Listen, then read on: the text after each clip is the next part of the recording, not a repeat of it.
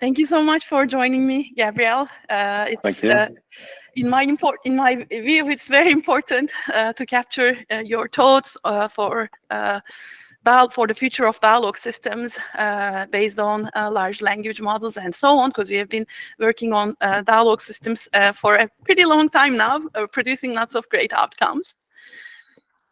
So what do you think about the recent advancements in general in the language modeling area and the implications for dialogue systems?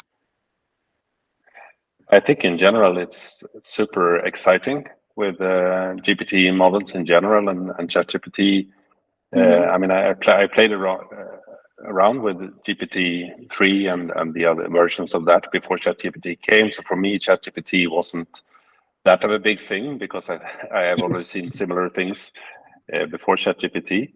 But I think it's really great in what it can do in terms of understanding what's going on in the dialogue. So I'm in a way more impressed by the way it understands dialogue than the way it can engage in a dialogue in some sense. So I mean, it really, if you look at like how it resolves things like anaphora and how it keeps track of what has been said and so on, and how things refer back in the dialogue, I think those things were really things that we were struggling with. And it seems like these models have a really good understanding of what's happening in the dialogue. And I think that's really fantastic. And for certain use cases, I think, I mean, like the ChatGPT use case in a sense, answering questions, almost like some kind of digital librarian or something. So it's sort of, yeah, it has great potential. There is a lot of problems also, of course, with like factual, like to what extent can I trust the answer? So maybe as you sort of realize soon that as a search engine, especially for like the long tail kind of questions, it's not very reliable. But then I think it also opens up a lot of new use cases that were extremely hard for us to build before. Where you, for example, we have worked with things like virtual patients. So how do you create a virtual patient that you as a doctor can use for training, for example? Yes. So you sort of interview a virtual patient and train. So those things were really hard to build with traditional dialogue models, like they were more tailored towards task-oriented dialogue and so on. And you can build really convincing sort of simulations with these kind of models. So I think it's a lot of interesting use. I think there's also, it's a lot of things that are also hard to do. Things like involve, for example, some kind of planning component. I think these kind of things, it's not so clear to what extent these models can actually do that. So yeah, so it's a lot of exciting things, but also a lot of uncertainties at this point of what they can actually do. Yeah, exactly. Can we dive a little bit deeper into the planning? Because I think it's a very interesting topic, and I agree with you. Like, and you highlighted a very interesting use case during discussing with Lynn Walker. She had also mentioned, like, with these systems, we could generate dialogue data sets much more reliably. And then what you're mentioning is more like they can mimic. They can be like you can create new persona to be able to actually train, which I think is a very interesting idea. But can we dive deeper into the planning part? Because now many people mention, and I do talk a lot about like control, not only at the level of a single turn, but over the course of an interaction. So maybe can you elaborate a little bit on that? Yeah, I mean, yeah, exactly. I mean, there is no real, I mean, this ChatGPT is trained with this human feedback, the reinforcement learning to human feedback, but that human feedback is decided once and for all, sort of what ChatGPT should do. Of course, you can sort of train it perhaps with other objectives, but it's sort of that that training of how it should behave comes at training time. So you have to define the objectives at training time. It's quite hard to see how you would be able to do some kind of planning at inference time. So I want to set up a certain objectives when I actually run the model and try to get the model to sort of plan towards that goal. I mean, maybe you could do that somehow, but it's not so clear to me at this point how that could be done.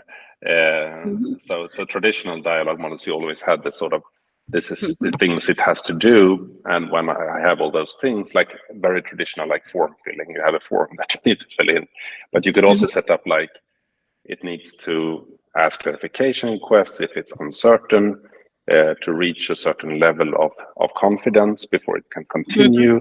So you have these sort of goals that you have to achieve, and that's not so clear now. When would ChatGPT ask a clarification request? It seems to never do that. Yes, so it doesn't take initiatives at all. No, you have to. If you realize that it makes a mistake, you can correct it. Yes, but it doesn't like ask clarification request before it executes an action. And I'm sure you can make it do that, but it doesn't do that now. That's an interesting sort of aspect, and it's sort of designed that way in the sense that it's very much like user initiative driven, and we used to think more about like mixed initiative building dialogue systems. So the question is how to get back to that mixed initiative, because I think it's important, and it also relates to the factualness, right? So before you can answer a question, you have to make sure that you understand the question, and so on and so on. Exactly, and then if there are unclear points, rather than just giving wrong answer, trying to dive deeper into that and then just resolve, and then maybe answer a question, it would be, it has that form of implications as well.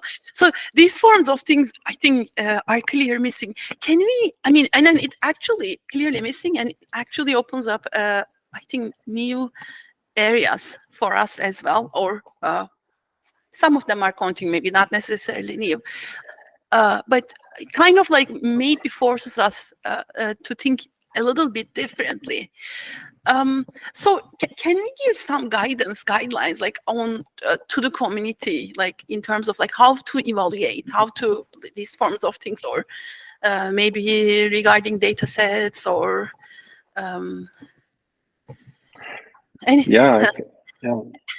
I mean, I'm thinking like very super challenging areas have been super challenging areas. Yeah, I think it's very hard. I don't know to what extent ChatGPT is evaluated. I mean, to what extent was it evaluated on I mean, it's trained with human feedback in order to behave in a certain way, but has it been evaluated in like how the users actually like it, and could it behave in a different way that users would like better, and so on? I mean, as I understand it, this human feedback is based on a set of guidelines that these raters have been given. So it's not necessarily their own opinion, but it's like rating according to a set of guidelines. So I think there is, I mean, the big gap, in a way, I from think so, what is happening and the full, complete evaluation of. I agree with that too. Exactly. Yeah.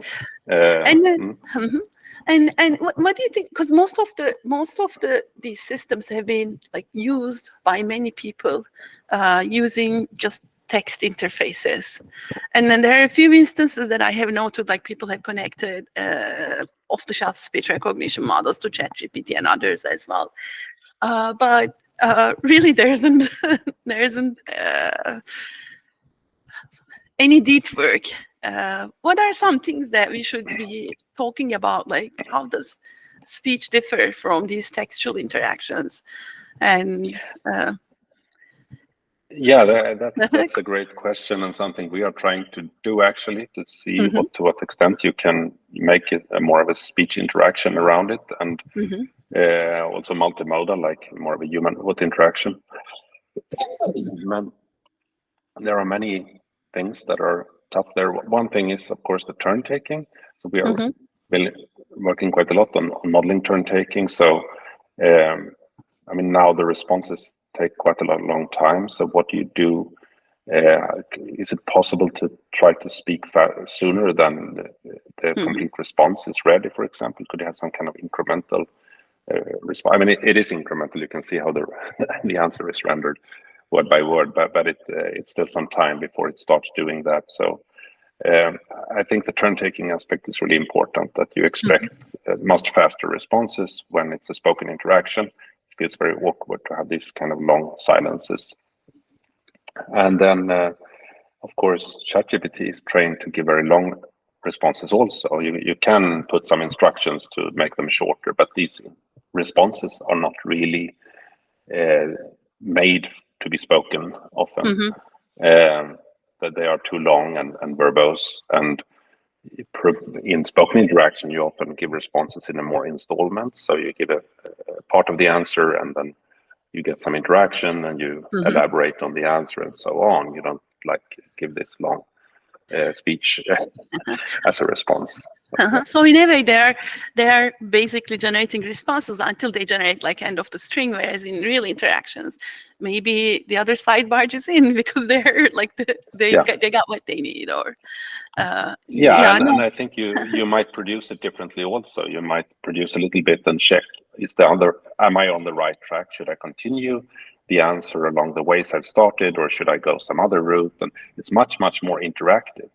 Like when you have a text response, there's not a big cost of having a very long response, and the user can skim the response and so on. But that's not how spoken interaction works. It's so much more interactive to sort of tailor what I'm saying to your feedback, and try to get it along the line where it seems like I'm saying what you want me to say, and so on. And there could be much more, but of course there's nothing that says that these kind of models couldn't be used towards that kind of interaction, of course. I see. Yeah, exactly. This makes me kind of like way more cognizant of when I'm gonna take the turn and then what am I supposed to say next. For very sensitive topics, but you can imagine models to be doing these forms of things as well. So from your perspective, because these are public models, yes, we can use them, but they're not necessarily open source. So what are some of the things that you would want, like open source? Yes, of course, but what are some of if you had open access to, let's say, GPT-4, like what are some of the things that you would think would be good to try, would be interesting to do? And I'm hoping soon there are going to be open source models as well, but at least and it's of course there is a big challenge, because it's not just being open source, but also as long as the models are so big, it's very hard for people to have the infrastructure to try to fine-tune them and so on themselves. So that's of course also limiting factors. I also think that there is a need for smaller models that people can use to fine-tune perhaps more easily. But so I think the fine-tuning part seems to be quite essential. As long as you only have a base model and rely on prompting and so on, you only get so far, unless you can somehow fine-tune it yourself towards your specific uses. So I think that's an important part to be able to do that. But of course, then also from a scientific perspective, to be able to have the models open, and being able to know exactly parameters and everything. I mean, GPT-4 now, when we don't even know what the model is actually doing, it's not a very nice setting from a scientific point of view. Yes, so that's an important aspect. Unfortunately, I mean, like even some of the things that you just mentioned, like what happens if you like look inside the model, like can it realize when it should take the turn, or what should it do, like if the user barges in?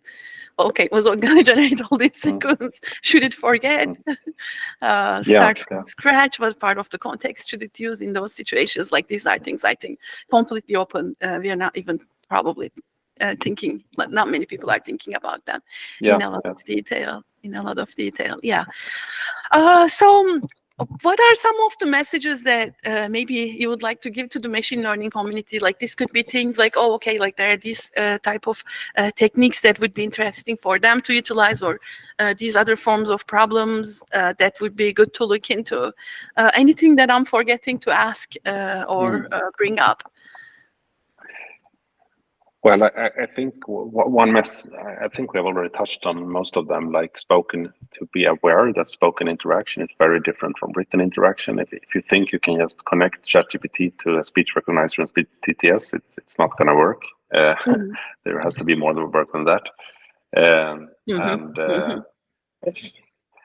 Yeah, I think also to understand the variety of types of dialogue. I think people might think that ChatGPT is sort of, now we have solved dialogue because people can have dialogue with ChatGPT, but they don't understand that ChatGPT is a very, very specific type of dialogue where you ask these questions and get answers. But there are so many other forms of dialogue where you might do negotiation together, or you might do planning together, and so on. So I think that's yeah, there's a big need to sort of broaden this and apply similar models. To what extent we can do that for other domains than just this kind of question answering type of dialogue that ChatGPT is. So I think that's another aspect. And then you did mention multimodality. I mean, I was gonna try and dive deeper into that a little bit also, because there are also different types of dialogue, but there are also different types of multimodalities in the sense that, like, face-to-face interactions, a lot of signals that we are capturing from each other, but there are also like not all interactions are just speech-to-speech or text-to-text, but they're in the context of some multimodal information, like human-robot interactions, maybe in a situated context and so on. Yeah, absolutely. I mean, as you say, multimodal can both mean that we have the modalities of in the communication channel, so all the facial expressions and the gaze and everything, which is not solved by these models yet, and it's of course hard to do also because they are trained on text. So you would have to complement that with some other model, I guess. You can actually, to some extent, ask a GPT model what kind of emotions should sort of or are expressed by a certain utterance, and sort of use that information. So that's a very interesting part also of the models. But then, as you say, I mean, there's also the multimodality, the situation. So for human-robot interaction, and there I think it's a big challenge of getting like the appropriate data. So far, we're always working with very big data sets where you have a lot of data, but most of these human-robot interaction settings and scenarios are very, very specific. And it's sort of a question to what extent you can use this kind of generic model and just apply them directly, or to what extent we will need data, and is it even possible to apply it to situations that are very specific and where we don't have this data. So that's going to be a problem perhaps, and that sort of what do we do with all these use cases where we don't have this data? Do we use sort of more traditional models, or is there still a way to use these new models for that? Exactly. But yeah. And then, because we interact a lot with students, we do get interns over the summer, but we don't get as much interaction as the faculty does. How do the students take like all of these advancements? Is it like kind of encouraging, discouraging? Like, what are some advices that you want to give to the students, like who may be thinking of doing work in the dialogue field? Yeah, that's very challenging because I mean now I have to update my courses and everything to what's happening all the time. True. It's a lot of new material, but I think it's I mean it's super exciting. I think, but it's always a question to what extent do you need to understand alternative method. I think it's a danger if everyone just jumps on this GPT train and only learn about that way of thinking about dialogue modeling. And if that's the only thing we teach, then people will not question this and ask sort of what are the alternative ways or how do we handle these dialogues. Again, people might just think very narrowly of sort of what are the forms of dialogue that we're even trying to model. And you choose benchmarks and everything according to what these models can do, rather than what problems do we actually want to solve, and then look around what kind of models we have. So I think I will want to make sure that students are aware that the reality is much broader and than what might look like if you think that ChatGPT is synonymous with dialogue systems. Exactly. I think that's a fantastic point. Okay, thank you so much. It's been a pleasure to discuss with you. Let me stop the recording. Super interesting topic. Yeah. Thank you.